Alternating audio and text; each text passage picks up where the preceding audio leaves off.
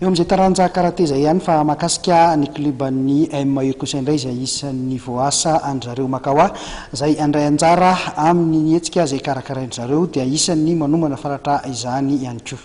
Ny kluban'ny ministèran'ny rarambahiny moa izany izay nikarakara ny passage de grade ny tamin'ity farany herinandro ity ka ho an'ireo mpikatroka zandry ny nofo niatrika izany omaly asabotsy maraina hateza ministèra tetsy Anosy ankizy tanora misy 12 nofo niatrika izany.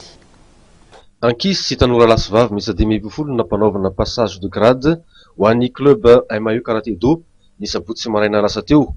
Noho ny fahitany mpampianatra ny ezaka nataon'ireto mpikatroka zandrany reto nandritra ny taom-pilalaovana moa no nahatsapan'izy ireo ny maharary ny sitsiny ny akaran'ny grady ambonimbony kokoa.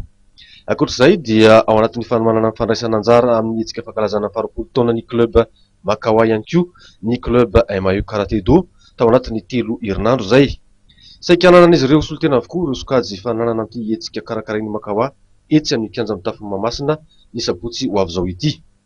Passage de grade ho an'ny akireo ankizy kely zany izay mandalo ceinture de couleur sy anambaratongany ny androany dia fanomanana koa ny compétition izay atao sabotsy fa 20 taonan'ny Makaoa izay atao hoe club prala aminay zany dia nanasanay mikanja mitafy Mahamasina zareo dia fifaliana lehibe anay mandray anjara amin'ny compétition dia ao anatin'ny fanomanana zao ny ankizy amin'izao fotoana zao. Mety ankizy firy mandray anjara anao par équipe ve ny MAU?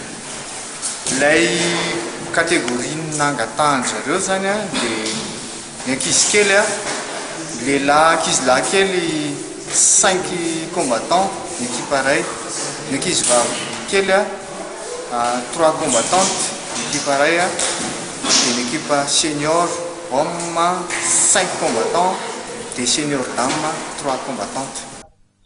Eo ihany koa ny fanomanana ny fananam-pirenena atao atoato marina fa efa maharitratra 80 mahery ny isan'ny mpikatroka ao amin'ny club MAU Karaté Do tao anatin'izay efa taona nitsanganana izay.